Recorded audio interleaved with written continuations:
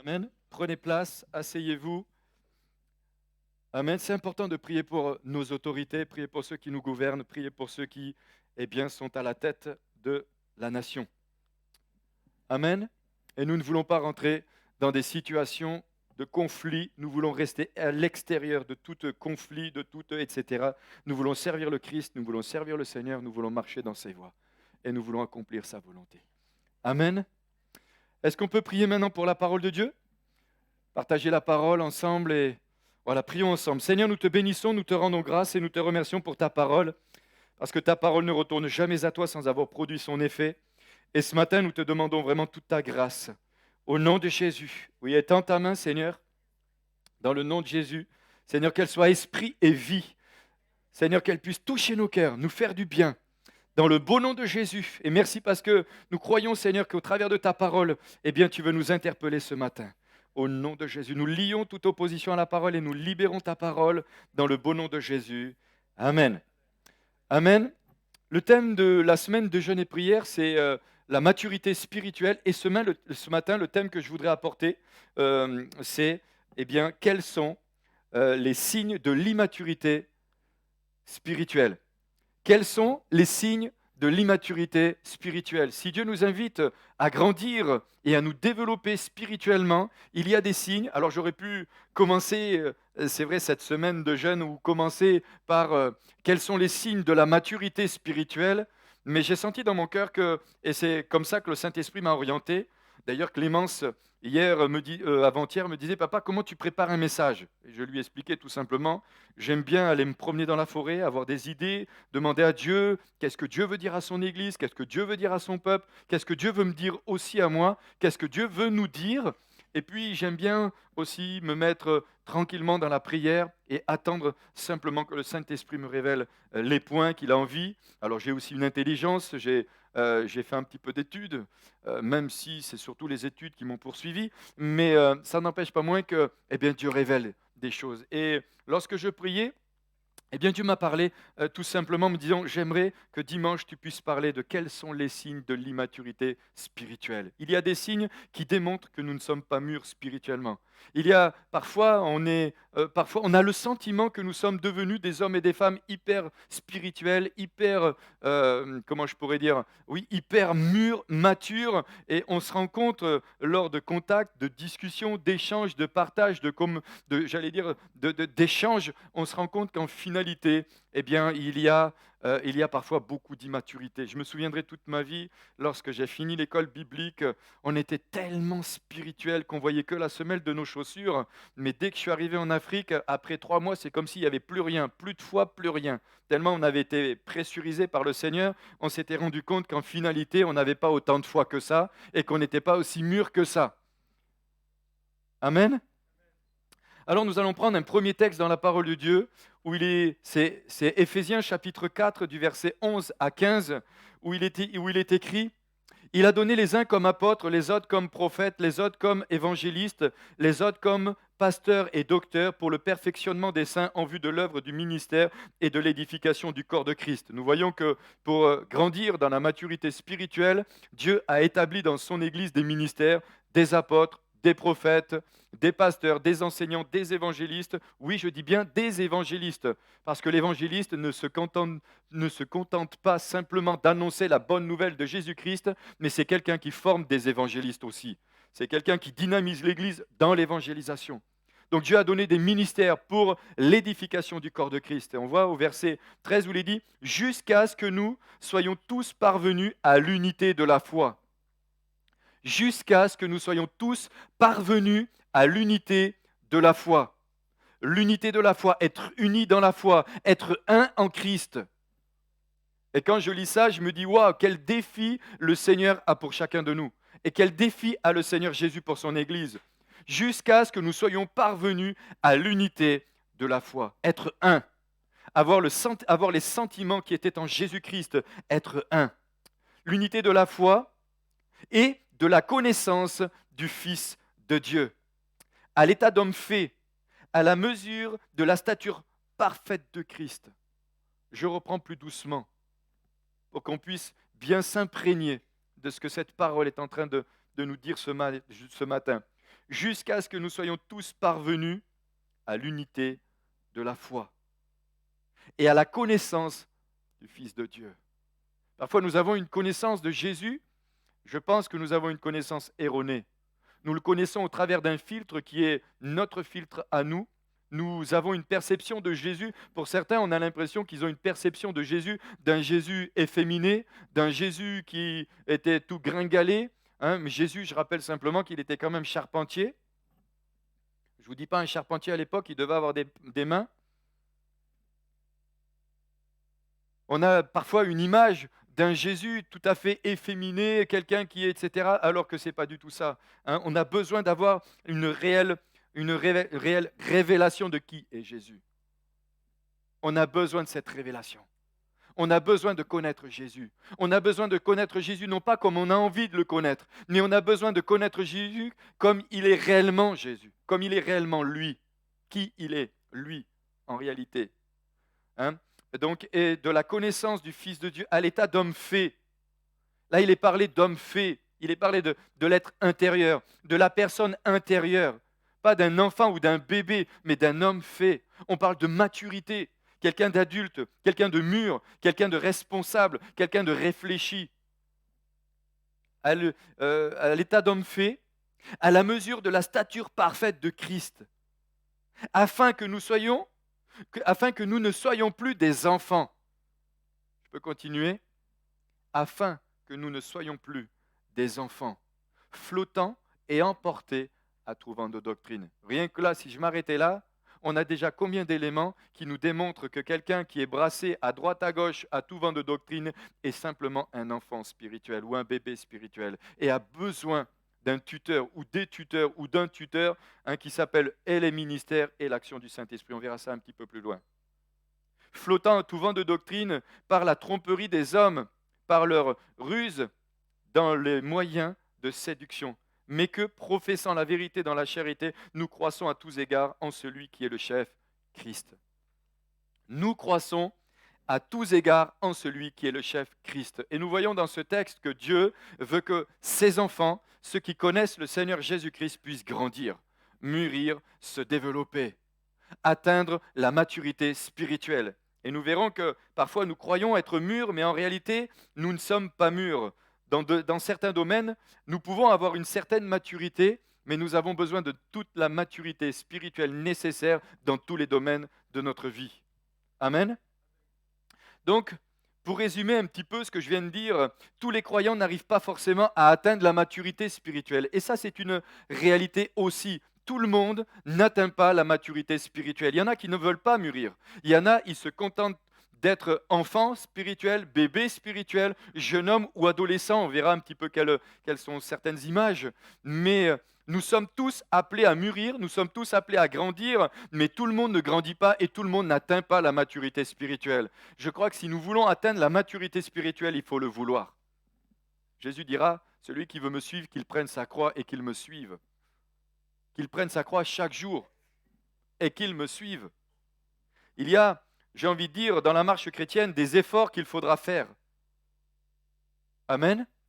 Et nous croyons parfois, lorsque nous sommes peut-être jeunes dans la foi ou bébés spirituels, nous avons l'impression que la vie chrétienne, c'est attendre tout de Dieu, mais ce n'est pas attendre tout de Dieu. Il y a des efforts à faire, il y a des sacrifices à amener, à donner. Donc, je résume encore, tous les croyants n'arrivent pas forcément à la maturité spirituelle. Et je rajouterai que si tous les chrétiens et si tous les croyants étaient mûrs spirituellement, il me semble que l'état de l'Église serait peut-être un petit peu différent. Ce matin, le but de mon message, ce n'est pas de blesser. Le but de mon message, ce n'est pas d'accuser. Le but de mon message, ce n'est pas que vous vous sentiez culpabilisé pour quoi que ce soit. Le but de mon message, c'est de nous éveiller sur l'état dans lequel nous sommes les uns et les autres. Le but de ce message, c'est de mettre le doigt sur là où nous en sommes individuellement. Pas de dire, ah oui, quand j'écoute parfois un message, je me dis, ah oui, un tel, il est comme ça correspond et c'est pour lui. Ce n'est pas le but de ce message. Le but de ce message, c'est que nous nous remettions nous-mêmes en question et que nous puissions analyser là où nous en sommes, nous, individuellement et chacun, mais aussi ensemble. Amen. Deuxième chose, le but de ce message, ce n'est pas qu'à la fin vous disiez, ah, je sens que là, il est en train de parler pour un tel et un tel. Je ne parle pas pour un tel et un tel, je parle pour nous, qu'on soit bien d'accord. Et je crois que ça fait partie de la maturité spirituelle. C'est d'arriver aussi à discerner qu'en finalité, on n'est pas toujours en train de s'adresser aux autres. Et nous, les prédicateurs, c'est comme si nous, on était avec un pistolet et on était toujours tous les dimanches en train de viser les croyants pour régler nos comptes. Non, on se met devant Dieu, on prend la parole de Dieu et on partage ce qu'on a sur notre cœur. Si c'est pour moi, c'est pour moi. Si c'est pas pour moi, c'est pas pour moi. Ça fait partie de la croissance. Je me souviens quand j'ai commencé à lire la Bible, tout ce que je lisais, j'avais l'impression que c'était tout pour moi. Je ne sais pas si ça vous l'a fait aussi. Ayons ce discernement, ayons cette sagesse et ayons aussi cette maturité d'arriver à discerner ce qui est pour moi de ce qui ne l'est pas. Alors j'avance encore un petit peu. Donc effectivement, si nous étions tous mûrs, tous matures, l'Église du Seigneur Jésus, elle serait dans un autre état. Et là, j'aimerais juste faire quand même une petite parenthèse aussi. Je ne suis pas en train de pointer la fiancée du Seigneur Jésus. Parfois, je vois aussi, et je trouve que ça manque beaucoup de maturité, quand je vois sur les réseaux sociaux ce qu'on peut dire sur les uns, sur les autres, ce que certains écrivent sur Pierre, sur Paul, sur Jacques, allez, je vais le dire, sur Dan Luiten, sur machin, sur bidule. Je me dis, mais c'est quoi? À quoi ça sert? Et si l'Église était mûre, si l'Église, eh bien, je crois que le Seigneur, eh bien, aurait changé, serait déjà venu nous chercher.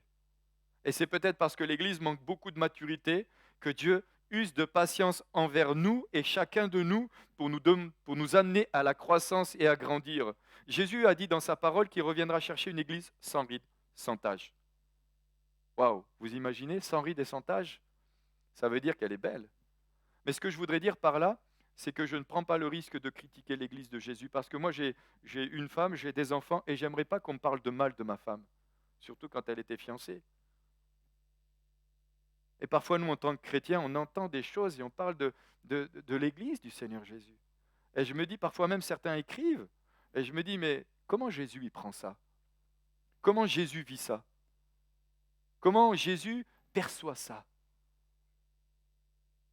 Il est dit, écoutez bien, hein, dans Éphésiens chapitre 5, verset 27, afin de faire paraître devant lui cette Église glorieuse, sans tache, ni ride, ni rien de semblable, mais sainte et irrépréhensible. Waouh! Mais le Seigneur est en train de s'adresser à toi, s'adresser à moi. En fait, il est en train de parler de toi et de moi. Ça veut dire que je serai, tu seras, comme ça on ne va pas dire il parle de lui, glorieuse ou glorieux, sans tache, sans ride, ni rien de semblable, sainte et irrépréhensible. Waouh! Jésus viendra chercher son Église. Il viendra chercher une Église mûre. Moi, je crois.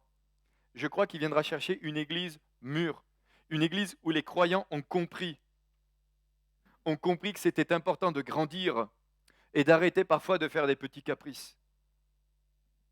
De taper du pied par terre, de faire des caprices et de dire Seigneur, je veux mon jouet. Seigneur, je veux absolument mon bonbon. Ça va, vous êtes toujours là? De temps en temps, dites Amen. Hein. Si votre voisin s'endort, un petit coup de coude, tu lui dis attends, il n'a pas fini de t'assommer. Non, c'est pas vrai. Donc nous sommes tous appelés à grandir. Et les croyants sont appelés à grandir dans leur vie spirituelle car personne ne peut rester bébé. Personne ne peut rester bébé. Moi j'ai eu 4 enfants, eh ben, elles ont toutes grandi. Toutes. Et des fois on aurait bien voulu les garder comme ça. Mais la nature nous enseigne qu'il y a la croissance. Un enfant grandit, tu nais, tu grandis, tu te développes. Eh bien, tu as des réactions quand tu es bébé, tu as des réactions quand tu es adulte, tu as des réactions quand tu es un petit peu plus grande, quand tu en as 10, 12, 14, peu importe. Mais tu grandis, personne ne reste bébé. Maintenant, il est certain que pour qu'une personne nouvelle à Christ grandisse, il lui faudra un tuteur avec l'accompagnement du Saint-Esprit. Il lui faudra aussi être accompagné par les ministères et il lui faudra aussi être entouré par ses frères et ses sœurs. Je peux le redire? Pour qu'une personne nouveau-née qui arrive dans l'Église grandisse, il lui faut l'accompagnement du Saint-Esprit, il lui faut les ministères, on l'a vu tout à l'heure, mais il lui faudra aussi le soutien de ses frères et de ses sœurs dans l'Église. C'est pour ça aujourd'hui, quand parfois j'entends eh bien que On peut vivre sa vie chrétienne simplement sur les réseaux sociaux ou simplement dans sa maison, ou simplement sans être complètement, en étant complètement déconnecté d'une église locale. Vous m'excusez, bien-aimé, mais vous ne pouvez pas me faire croire ça à moi. En tant que ministère, je ne peux pas accepter et comprendre et entendre qu'un enfant nouveau-né spirituellement peut grandir dans sa vie chrétienne sans être accompagné, entouré, encouragé, enseigné. Je peux le redire? Enseigné. Enseigné par des ministères, enseigné par des hommes de Dieu, des femmes de Dieu, qui ont la connaissance des Écritures, pas des loustiques. J'avance. Donc il est évident que pour qu'il y ait croissance spirituelle, il faut impérativement nouvelle naissance. Qu'on soit bien d'accord. Pour qu'il y ait croissance spirituelle, il faut nouvelle naissance. Je peux le redire? Pour qu'il y ait croissance spirituelle, il faut nouvelle naissance, c'est incontournable. Si tu es né de nouveau, tu viens dans l'église, tu deviens un bébé spirituel, tu as besoin de grandir. Si tu n'es pas né de nouveau, on va prier pour que Dieu le fasse. J'avance. 1 Corinthiens chapitre 2 verset 12. Or, nous n'avons pas l'esprit du monde, mais l'esprit qui vient de Dieu, afin que nous connaissions les choses que Dieu nous a données par sa grâce. Nous connaissons les choses de Dieu par la vie de l'esprit qui est en nous. Si je n'ai pas l'Esprit de Dieu en moi, je n'ai pas la connaissance du monde spirituel, je n'ai pas la connaissance de Dieu. Je connais les choses de Dieu par l'Esprit de Dieu qui est en moi. Et c'est l'Esprit de Dieu qui me révèle les profondeurs de Dieu. C'est uniquement l'Esprit de Dieu. Et lorsque je nais de nouveau, lorsque je rencontre le Seigneur Jésus et que je nais de nouveau, l'Esprit de Dieu vient en moi. Et ma vie est changée. Mon intelligence est changée. Mes conceptions sont changées. Mon regard est changé. Ma façon de voir est changée. Je suis transformé de l'intérieur. Il se passe quelque chose. C'est ce qu'on appelle la nouvelle naissance. Ce n'est pas une nouvelle naissance intellectuelle. Je peux comprendre des choses spirituelles intellectuellement, mais j'ai besoin de les comprendre spirituellement. Amen? J'avance encore. La connaissance naturelle, c'est comme la connaissance des mathématiques. Elle a une valeur, certes, mais pas pour les choses spirituelles. Donc, il est donc important de comprendre que le besoin de croissance spirituelle dans l'Église concerne uniquement ceux qui sont en Jésus-Christ. On est d'accord? Si vous voulez que je fasse grandir spirituellement quelqu'un, un ami, mais s'il n'est pas en Christ, comment vous voulez le faire grandir? La première étape, la première des choses, eh bien, prions pour qu'il rencontre le Seigneur Jésus. Prions pour qu'il naisse de nouveau. Prions pour qu'il puisse connaître le Seigneur Jésus. Prions pour qu'il devienne un bébé spirituel et puis que nous puissions l'amener dans la maturité. Galates chapitre 6, verset 15, il est dit « Car ce n'est rien que d'être circoncis ou incirconcis. Ce qui est quelque chose, c'est d'être une nouvelle créature. » C'est l'apôtre Paul qui parle aux Juifs. Il dit « C'est rien d'être circoncis ou incirconcis. Ce qui compte, c'est d'être une nouvelle créature. » 2 Corinthiens 5, 17 dira « Si quelqu'un est en Christ, il est une nouvelle créature. Les choses anciennes sont passées. Voici, toutes choses sont devenues nouvelles. » Avançons encore. Personne ne vient au monde adulte. Personne ne vient au monde adulte. C'est évident, vous allez me dire, c'est la palisse. Mais personne ne vient à Christ d'un coup en 2 semaines, paf, paf, pim, pouf. Ça y est, c'est un adulte spirituel. Parfois, on voit par contre des jeunes dans la foi avoir la prétention d'en connaître beaucoup et sont un peu parfois confrontés à... Moi, je sais tout, c'est comme les jeunes, vous savez, les jeunes, parfois, ils se disent, mais attends, mais j'ai plus besoin de toi, moi. Et puis, la période va passer, puis d'un coup, ils se disent, non, tout compte fait, enfin, on a tous vécu cette étape, peut-être pas vous. Hein. On avance. Donc, ce verset nous parle de nouveau en Christ. Que ce soit physiquement ou spirituellement, personne ne vient au monde en étant un adulte. Maintenant, nous allons voir ensemble quelques signes qui démontrent l'immaturité chrétienne. C'est ce que j'ai dit tout à l'heure. Donc, bien-aimés, ne vous sentez pas ni accusés, ni culpabilisés. J'ai reçu des points, je vous les livre comme je les ai reçus. J'aurais peut-être pu me dire, je vais démarrer peut-être par un point un petit peu moins direct, mais je fais ce que le Saint-Esprit m'a montré. Le premier point que j'aimerais voir avec vous, c'est l'aveuglement. C'est l'aveuglement. Un immature spirituel est complètement aveuglé. Il est aveuglé sur sa situation. Il ne sait pas qui il est réellement. Il ne connaît pas ses faiblesses. Il ne connaît pas ses travers. Il pense savoir. Il pense avoir déjà tout acquis. Ça, c'est comme quand on est tout petit. Hein. Il pense déjà tout savoir. Il sait tout. Regardez, Hébreux chapitre 5, verset 12. Vous, en effet, qui depuis longtemps devriez être des maîtres. Voilà, c'est l'auteur s'adresse aux Hébreux. Vous qui devriez être des maîtres, vous avez encore besoin qu'on vous enseigne les premiers rudiments des oracles de Dieu. Vous avez besoin encore des bases. Récemment, je me suis posé la question, même par rapport à notre assemblée, je me suis dit, mais c'est pas possible, il faut qu'on reprêche sur les bases de la vie chrétienne.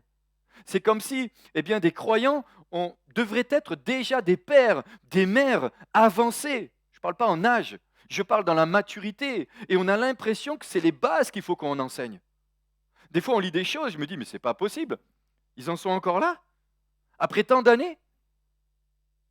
Et je ne porte pas de jugement. C'est juste un constat. C'est peut-être notre faute. Peut-être qu'on n'a pas fait les choses comme on aurait dû les faire. Peut-être qu'on n'a pas enseigné les choses comme on aurait dû les enseigner.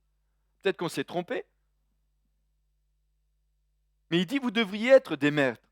Mais vous êtes simplement encore, vous en êtes à la base, vous en êtes au démarrage. Et vous, vous pensez que vous en êtes, vous vous rendez pas compte. J'avance. Il dit, vous avez encore besoin qu'on vous enseigne les premiers rudiments des oracles de Dieu. Vous en êtes venus à avoir besoin de lait et non de nourriture solide. Je me dis, waouh, l'auteur, alors, pour certains, ils pensent que c'est Paul qui a écrit cette épître aux Éphésiens. N'empêche, aux Hébreux, pardon. Oui, c'est bien Paul qui a écrit aux Éphésiens, mais là, on a aux Hébreux. Bref, tout ça pour dire quoi? Pour dire que Paul ne va pas mâcher ses mots. Et c'est pourquoi ce matin, ou ceux qui écouteront ce message, eh bien, peut-être réfléchissons là où nous en sommes, et peut-être, eh bien, le Saint-Esprit a envie de nous dire la même chose. Vous devriez être des maîtres, et vous avez besoin simplement qu'on vous enseigne les bases. Et là, je me dis, mince, parce que je me suis posé réellement cette question, je me suis dit, bon, est-ce qu'il faut qu'on reprêche toutes les bases à l'Église?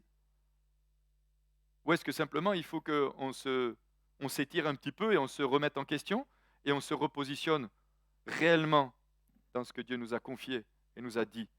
Apocalypse, écoutez bien, chapitre 3, verset 17, il est dit, parce que tu dis, je suis riche, je me suis enrichi, je n'ai besoin de rien, et parce que tu ne sais pas que tu es malheureux, misérable, pauvre, aveugle et nu. Waouh! Je ne sais pas quel effet ça vous fait, mais si le Saint-Esprit venait à nous dire ça, je me dis, waouh, Seigneur, c'est grave. Tu ne sais pas que tu es nu. Comment je ne sais pas que je suis nu? Oui, tu es nu, tu es aveugle, tu es pauvre et tu penses que tu es riche. Tu penses que tu sais, mais en finalité, tu ne sais pas. Tu crois que tu crois, mais tu crois rien. Tu es à côté de la plaque. Tu es complètement aveuglé. C'est pour ça que je vous ai dit tout à l'heure, hein, on parle entre nous, hein, mais ça s'adresse aussi à nous qui conduisons l'Église, à nous qui sommes responsables. Et on peut se poser aussi les mêmes questions. Est-ce que nous vous y voyons réellement? Et dans le temps que l'Église est en train de traverser, et quand j'entends parfois qu'il y a 50% de croyants qui ne viennent plus à l'Église, je me pose de sérieuses questions. Je discutais cette semaine encore avec un ami qui me disait, mais je ne comprends pas l'Église, il faudrait qu'on rassemble tout le monde, il faudrait que tout le monde se lève. Eh bien écoute, on n'est pas de problème. Allons-y ensemble. Mais quand on dit on y va, ben, c'est comme si chacun fait son truc. Chacun fait son truc. Quelqu'un d'autre me disait, on a l'impression d'être autant des juges. Nous voulons nous mobiliser. À l'aveugle, c'est celui qui ne voit pas la réalité. L'aveugle, c'est celui qui ne voit pas la réalité. Il pense voir, mais il ne voit pas. Il finit toujours par tomber dans des pièges qui se dressent devant lui. Hein, la parole de Dieu nous dit, si un aveugle conduit un aveugle, ben, ça va faire un drôle de résultat. Hein. C'est quelqu'un qui n'a plus la vue. C'est quelqu'un qui ne voit pas, évidemment. C'est quelqu'un qui manque de lucidité. C'est quelqu'un qui n'est pas clairvoyant. C'est interpellant quand même. Ne laissant pas passer le jour. C'est quelqu'un qui ne laisse pas passer le jour. La parole de Dieu nous dit pourtant que nous sommes la lumière du monde. Dans Actes au chapitre 13, verset 47, il est dit « Je t'ai établi pour être la lumière des nations. » Mais si nous qui sommes la lumière des nations, même si ça s'adresse au peuple d'Israël, mais si nous sommes la lumière des nations et que nous ne laissons pas passer la lumière de Christ en nous, comment nous allons pouvoir éclairer les autres? Comment nous allons pouvoir être une lumière? Comment là où Dieu nous a établis et Dieu nous a placés, allons-nous pouvoir amener cette lumière? Allons-nous pouvoir amener aussi le goût et la saveur dans une société qui en a tellement besoin? Amen. Que signifie l'expression aveugle? Cette expression est donnée comme veillée, comme vieille par l'Académie française. Elle est pourtant courante, c'est-à-dire, j'explique, au hasard, sans lumière, sans réflexion, sans jugement. Quelqu'un d'immature et aveugle n'a aucun jugement. Il ne sait pas discerner ce qui est bien de ce qui est mal. Sans jugement. À l'abri de toute influence extérieure. Ça veut dire que c'est quelqu'un, et nous l'avons lu au début, quelqu'un, un enfant ballotté à tout vent de doctrine. C'est-à-dire qu'il est capable d'écouter tout et n'importe quoi, sans faire jamais la différence entre ce qui est de Dieu et ce qui ne l'est pas, entre ce qui est réellement du Saint-Esprit et ce qui n'y est pas. Et entre nous, avec les bagarres qu'il y a aujourd'hui, entre ceux qui le sont et ceux qui ne le sont pas, on se pose réellement la question, où est la maturité spirituelle? Merci pour vos amens. Ouf. Vous savez que les fils d'Isaacar, ils avaient le discernement des temps. 1 Chronique chapitre 12, verset 32. Il est dit, les fils d'Isaacar ayant l'intelligence, c'est-à-dire le discernement, des temps pour savoir ce que devait faire Israël. 200 chefs et tous leurs frères sont à leurs ordres. Ils avaient le discernement des temps, ils avaient l'intelligence pour comprendre. Et nous avons besoin aujourd'hui de cette maturité qui nous amène à discerner dans les temps que nous sommes en train de vivre. Et aujourd'hui, un des temps dans lequel nous devons rentrer, nous, Église du Seigneur Jésus-Christ, c'est déjà de se serrer les coudes, c'est de conserver l'unité de l'esprit par le lien de la paix, c'est se resserrer les uns et les autres, c'est pas de se fracturer ou de se séparer, mais c'est de combattre ensemble, c'est de prier ensemble, c'est de se lever ensemble, c'est se défendre les uns et les autres. Je sens vraiment cette onction. C'est se défendre aussi les uns les autres. Tu touches pas mon frère, tu touches pas ma sœur, tu touches pas mon Église. Tu ne touches pas à l'Église de Jésus-Christ. Tu ne touches pas à cette œuvre. Tu ne touches pas à tel serviteur de Dieu. Tu ne touches pas. C'est ça la maturité. C'est ça le discernement. Et aujourd'hui, chacun y va de son petit truc. Et à la fin, il n'y a pas de force, il n'y a pas d'énergie. Parce qu'il y a un manque de maturité. Le deuxième point que j'aimerais relever avec vous, alors rassurez-vous, j'en ai 10, mais je ne pense pas que j'aille jusqu'au 10. Mais le deuxième point que j'aimerais relever avec vous, c'est qu'un deuxième signe d'immaturité que le Seigneur me donnait, c'est que vous pensez n'avoir besoin de personne. C'est que le croyant, pour moi, un croyant immature pense qu'il a besoin de personne. Il se suffit à lui-même. Ça vous dit rien, ça? Ça, c'est les jeunes. Parfois, les jeunes, ils sont « Waouh, je vais révolutionner la terre entière. Je vais... Ah, que c'est moi que j'arrive. » Non, vous l'avez... Voilà. Bon, on a des jeunes qui durent, ça dure longtemps, hein, parce que des fois, quand on regarde certains footeux, ils sont restés jeunes longtemps. Hein. C'est les meilleurs de toute la planète. Mais il est centré sur lui. Il a besoin de personne. Il a l'impression qu'il a besoin de personne. Mais un croyant immature pense qu'il a besoin de personne, alors que c'est une erreur. Même le grand apôtre Paul dira « Priez pour moi afin que des portes me soient ouvertes. » Priez pour moi. Même Jésus, le Fils de Dieu, lorsqu'il est dans le jardin de Gethsémanée, il va aller voir ses disciples en leur dire « Priez, viens prier avec moi, Pierre. Pierrot, j'ai besoin de toi. Viens prier avec moi. » Un croyant immature pense qu'il n'a besoin de personne. Un croyant mature a compris qu'il a besoin des autres. Et nous ne pouvons pas vivre sans les autres. Nous ne pouvons pas vivre sans les autres. C'est pas possible. Nous sommes un corps. Nous sommes une famille. Nous sommes des frères et sœurs. Nous sommes des pierres vivantes. Nous appartenons à un peuple, à une famille. Moi, je souffre des fois, je pleure quand je vois l'Église et je me dis, mais pourquoi, je vais le dire comme ça, pourquoi tant de haine? Pourquoi tant de séparation? Pourquoi tant de luttes, tant de combats? Peut-être certainement parce que le diable a compris que l'Église unie est de la dynamite. Il a compris que s'il arrive à s'infiltrer et s'il arrive à faire croire à des personnes qu'ils pourront vivre leur foi et leur vie chrétienne sans les autres, il les a coincés. Il les a amenés dans un entonnoir. Parce que moi, j'ai remarqué une chose, puis parce que je l'ai déjà vu, si je ne dis pas de bêtises, un cheval, il est capable de tirer 12 tonnes, si je me souviens bien, mais 2 chevaux ensemble sont capables de tirer 25 tonnes. Donc c'est 2 tonnes. Un cheval seul, c'est 2, ou un truc comme ça. Enfin bref, toujours est-il que je sais que c'est... Vas-y Priscille, regarde, merci. Je vois qu'elle sort son téléphone, ok, comme ça je ne vais pas dire de bêtises, mais je sais qu'un c'est au moins 12, mais 2 c'est au moins 25 ou 40, un truc comme ça. Ce qui est sûr. Un va en chasser 10, mais 2, 3, 100, 1000. Quand il y a unité, quand on est ensemble, quand on a pris conscience qu'on est une famille, on est un corps, on est des frères et sœurs. Quand, alors c'est plus difficile quand on a été fils unique, mais même parfois, quand on a aussi grandi fils unique, eh bien, on a peut-être souffert parfois d'un manque de quelque chose. Ça peut arriver. Je poserai la question à quelqu'un. N'empêche que, centré sur soi-même, on a besoin de personne. Nous avons combien de croyants sont autosuffisants, indépendants, ayant le sentiment de n'avoir besoin de personne. Par contre, je remarque que certains sont, je tape sur personne, hein, mais je le dis, ils ont besoin de personne, mais par contre, dès qu'il y a un truc, toute la planète entière est au courant. Mais en même temps, ils ont besoin de personne. Amen. Éphésiens chapitre 5, verset 17, c'est pourquoi ne soyez pas inconsidérés, mais comprenez quelle est la volonté du Seigneur. Il me semble que l'autosuffisant est une forme d'orgueil, d'immaturité spirituelle. Je me suffis à moi-même, je n'ai besoin de personne pour être heureux.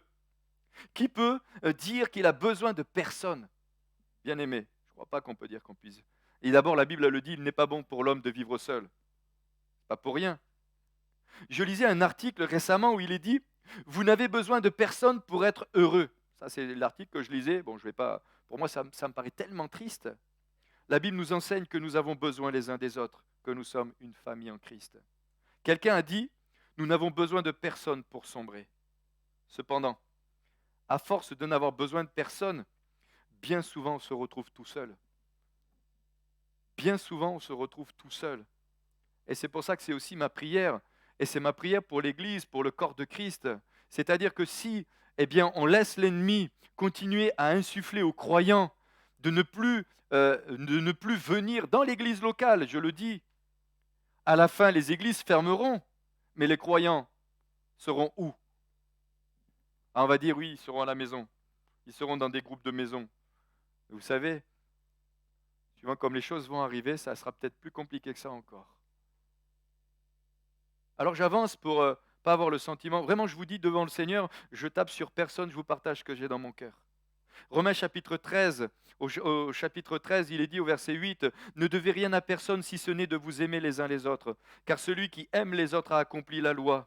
Si vous n'avez besoin de personne, sachez que les autres ont besoin de vous. Et moi j'aimerais vous le dire, si vous avez besoin de personne, nous on a besoin de vous, parce que nous on veut construire avec vous, parce qu'on veut construire ensemble.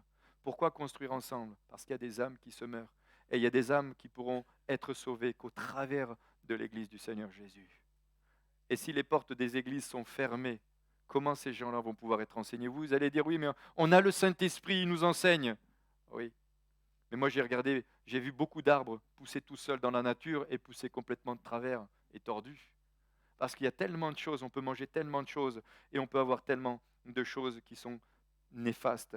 J'avance, le troisième point, c'est être centré sur soi-même. Tout à l'heure, c'était J'ai besoin de personne. Et un autre point que j'aimerais vous partager, c'est d'être centré sur soi-même. Quand nous sommes centrés sur nous-mêmes, nous ne voyons pas l'intérêt des autres. On pense à soi, on vit pour soi. On vit pour ça, j'allais dire un truc, je ne vais pas le dire. Nous pensons uniquement à nous, c'est comme en quelque sorte de l'égoïsme. Je me souviens d'un homme de Dieu que j'aimais beaucoup, qui est auprès du Seigneur, il s'appelle le Papa Burkhardt, c'est le grand-père de Priscille, c'est un homme qui a suscité tellement de réveils en Centrafrique, au Tchad, au Congo, enfin, dans beaucoup d'endroits, même jusqu'au Brésil. Actuellement, suite à son ministère au Centrafrique, il y a plus de 900 églises. D'ailleurs, j'y vais aussi régulièrement. Et un jour, il a enseigné à l'église, moi, moi et moi. Et moi toujours. Et moi, quand je regarde la vie de Jésus, je me dis, Jésus n'était pas centré sur lui-même. Il était centré sur les autres.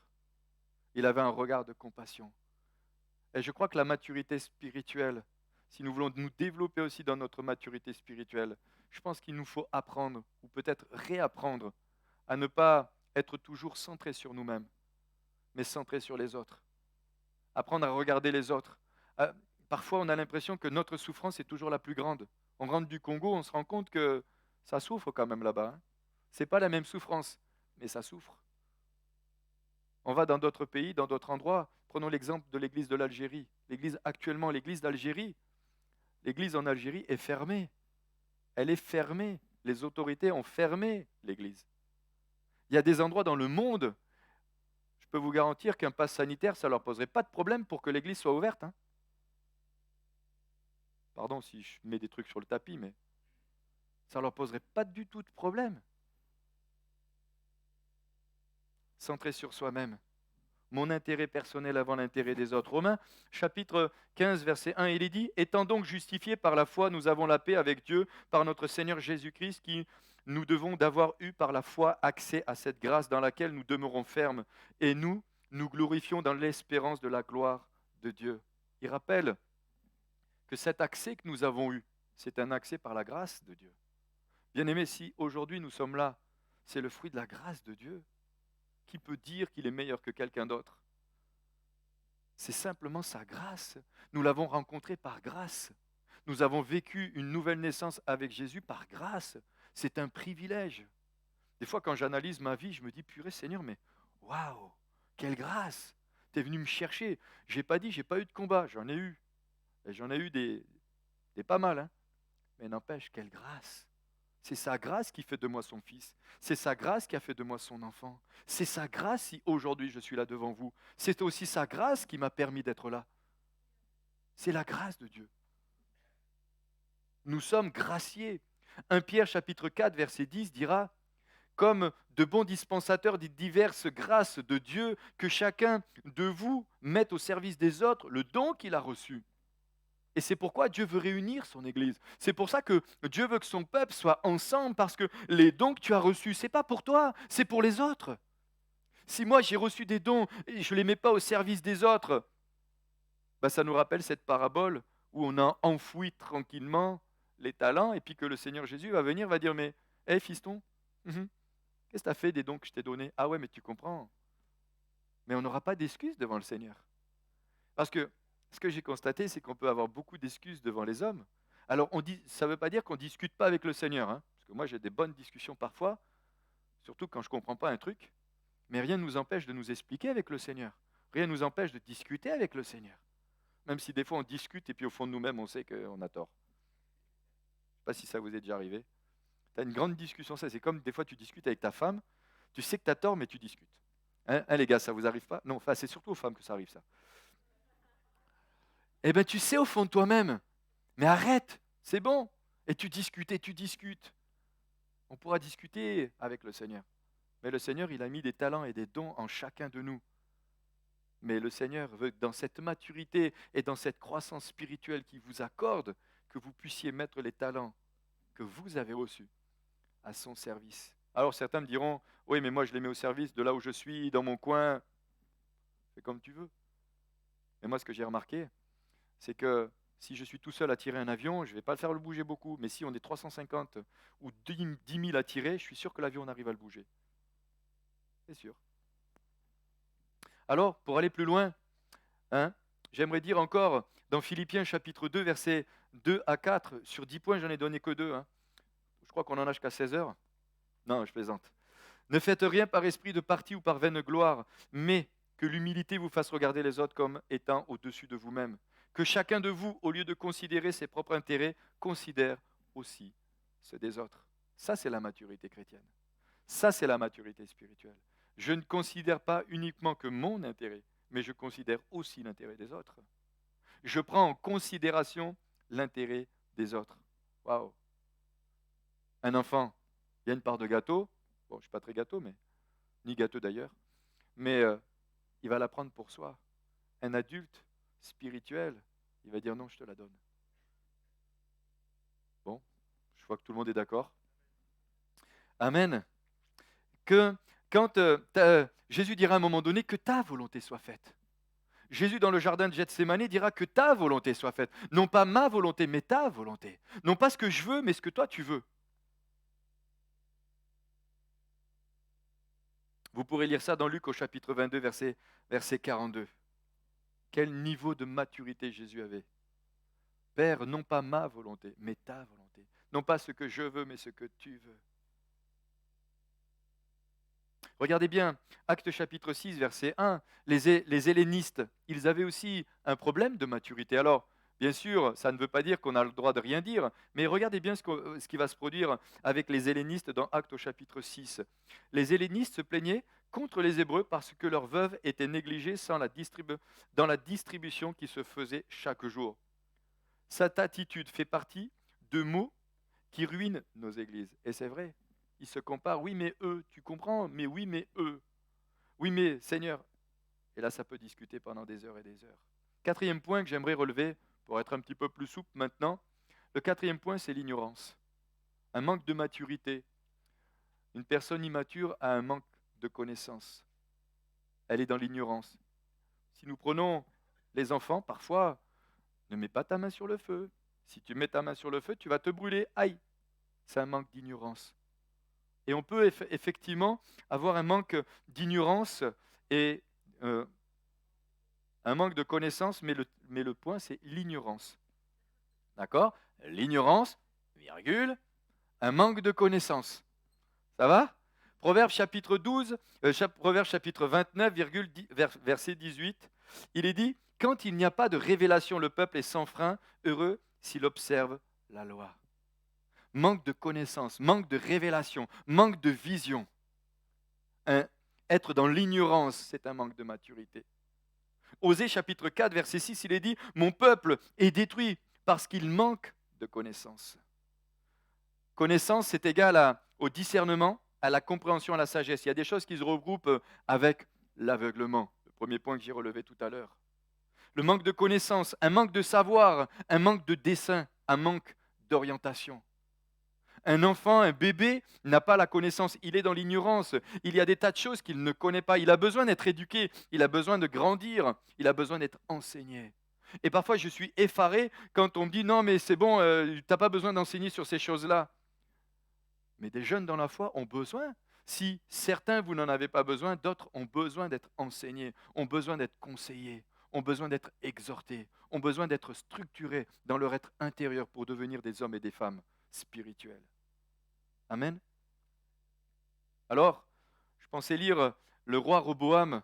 Vous connaissez peut-être cette histoire dans la parole de Dieu, dans 1 Roi chapitre 12. J'aime beaucoup cette histoire. Elle est quand même très interpellante. 1 Roi, hop, c'est plutôt par là. Vas-y Clémence, cite-moi tous les... Non? Ok, 1 Roi 12, on y va. Pour ceux qui connaissent 1 Roi 12, c'est le schisme Roboam, roi de Juda, et Jéroboam, roi de Jérusalem, où il est dit au verset, écoutez bien, verset 10, il est dit « Et voici ce que lui dirent les jeunes gens, ignorants, manque de connaissance, les jeunes gens qui avaient grandi avec lui. Tu parleras ainsi à ce peuple qui t'a tenu ce langage. Ton père a rendu mon joug pesant, et toi, allège-le. Allège-le nous. Tu leur parleras ainsi, mon petit doigt est plus gros que les reins de mon père. » Il était dans l'ignorance. Et je m'excuse, mais j'ai lu, je ne vais pas dire tout, hein, mais hier, je suis tombé sur une image et je voyais un président de la République, peut-être certains vous l'avez vu, avec les mains levées, c'était le Charles de Gaulle, non, c'était Charles de Gaulle, oui, le général de Gaulle, voilà, le général de Gaulle avec les grands bras levés, qui disait «Je vous ai compris». Vous avez compris la suite? Bon, d'accord. Bon, ben nous, on a un qui dit autre chose. Mais n'empêche que lui, il était dans l'ignorance. Il n'a pas compris. Il a gardé des personnes dans son entourage qui étaient dans l'ignorance aussi, mais ça les a amenés à la catastrophe. Ça les a amenés à la division totale. Pourrons lire encore, le roi ne tint pas compte des conseils que lui donnaient les anciens. 1 Roi chapitre 12, versets 8 et 9, il est dit, mais Roboam laissa le conseil que lui donnaient les vieillards, et il consulta les jeunes gens qui avaient grandi avec lui et qui l'entouraient. Il leur dit, verset 9, que conseillez-vous de répondre à ce peuple qui me tient ce langage, allège le joug que nous a imposé ton père. C'est ainsi que la maison d'Israël s'est révoltée. 1 Roi chapitre 12 verset 19. C'est ainsi qu'Israël s'est détaché de la maison de David jusqu'à ce jour. Il a écouté le conseil de personnes qui étaient dans l'ignorance. L'ignorance nous amène dans des chemins, dans des travers, dans des chemins que nous ne devrions pas emprunter. Elle nous éloigne parfois de Dieu. Elle nous emmène dans des chemins qui sont une véritable catastrophe. L'ignorance. Lorsque nous observons les nourrissons, une chose saute aux yeux. Ils semblent croire que chaque objet dont ils s'emparent est comestible. Vous avez déjà vu, pour ceux qui ont des bébés en bas âge, hein, touche, poum, poum, poum, poum. Nous, on en avait une, l'aîné, systématiquement, poum, tout à la bouche. Ben, c'est ça. Mais un nouveau converti, quelqu'un qui manque de maturité, va aussi essayer de se nourrir spirituellement de tout ce qui va passer par les mains. Tout ce qu'il trouve, paf, mais tout n'est pas comestible, tout n'est pas à manger, tout n'est pas à avaler. Nous ne sommes pas, eh bien, nous avons besoin de grandir dans la maturité. Nous avons besoin de nous développer dans la maturité. Et chaque croyant a besoin de développer dans sa maturité pour comprendre ce qui est enseignable et ce qui ne l'est pas. Éphésiens chapitre 4, je passe parce que j'avais beaucoup de choses à dire. Il est dit, chapitre 4, verset 13, jusqu'à ce que nous soyons tous parvenus à l'unité de la foi. Ce n'est pas l'Esprit de Dieu qui provoque les divisions, elles proviennent du diable. L'Esprit d'amour ne divise jamais.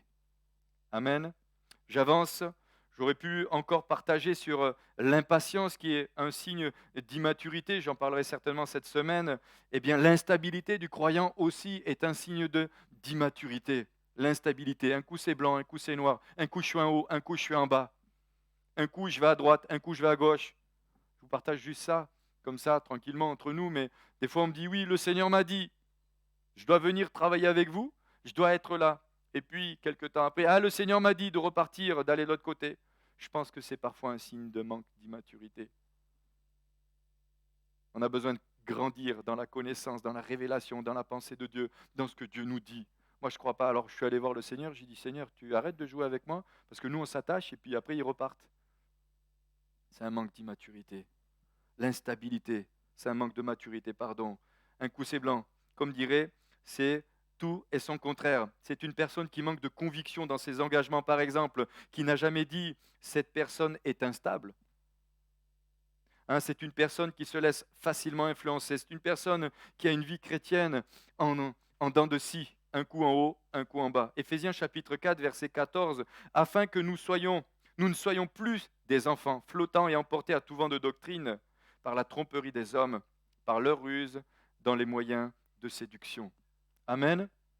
L'instabilité. On aurait pu aussi prendre l'exemple de la marche dans la chair, aussi, ou alors la tendance à ne pas vouloir écouter. Quelqu'un d'immature, quelqu'un n'écoute pas. C'est quelqu'un qui ne veut pas écouter, qui n'est pas enseignable. Et puis, un point, sans le développer, mais je le développerai cette semaine, eh bien, certaines personnes qui sont immatures ne supportent pas les changements. On ne supporte pas le changement. Il y a des choses qui doivent changer, mais on ne veut pas. Alors, j'avais une petite discussion avec ma petite Clémence. Elle me dit, oui, mais papa, ça peut être des peurs. Je dis, oui, c'est vrai. Ça peut être des peurs. Effectivement, la peur peut être bien, attachée à ce manque de changement, peut être, oui, attachée avec la peur. Mais derrière la peur, il peut aussi y avoir un manque de confiance au Seigneur, un manque de révélation de qui est Christ. Si je m'engage dans ça, ou si Dieu nous fait prendre un virage, il sera là pour nous accompagner. Amen. Et puis, le dernier, puis je m'arrête de toute manière, j'inviterai les musiciens à me rejoindre. Eh bien, un manque de maturité, c'est quelqu'un qui croit que Dieu s'adresse qu'à lui. Dieu parle qu'à lui. Il ne parle jamais aux autres, mais qu'à lui. Seigneur, nous voulons te bénir et te rendre grâce. Nous voulons te remercier de tout notre cœur pour ta parole, pour ta, Seigneur, ta fidélité dans le nom de Jésus. Seigneur, nous voulons te prier ce matin encore que, eh bien, tu nous donnes de grandir en toi. Seigneur, tu vois, ces quelques points. Le désir de mon cœur, Seigneur, c'est pas que personne se sente culpabilisé, accusé. Peut-être que nous puissions aussi laisser ton esprit nous agir au plus profond de nous-mêmes. Seigneur, que nous puissions laisser ton esprit nous reprendre aussi. Que nous puissions laisser ton esprit nous conduire, nous diriger. Que nous puissions laisser ton esprit nous laisser, oui, nous interpeller ce matin encore. Seigneur, nous voulons grandir en toi. Nous voulons te découvrir. Nous voulons, Seigneur, vivre des choses particulières et spéciales avec toi.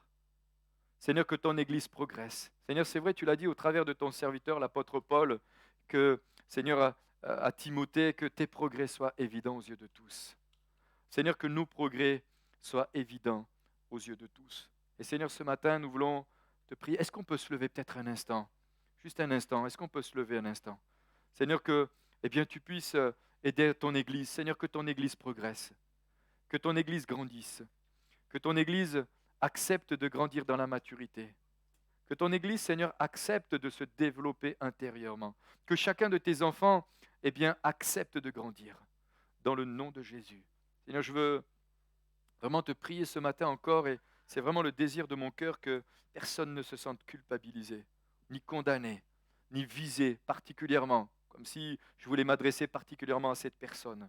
Mais je te prie ce matin, Seigneur, que tu nous donnes les uns et les autres de nous remettre parfois en question, afin que nous puissions nous aussi, Seigneur, grandir dans cette maturité, dans le nom de Jésus. Oui, à toi la gloire, à toi la puissance, à toi l'honneur, dans le nom de Jésus. Amen. Amen. On va chanter encore un chant et puis ensuite je vous partagerai encore une dernière information.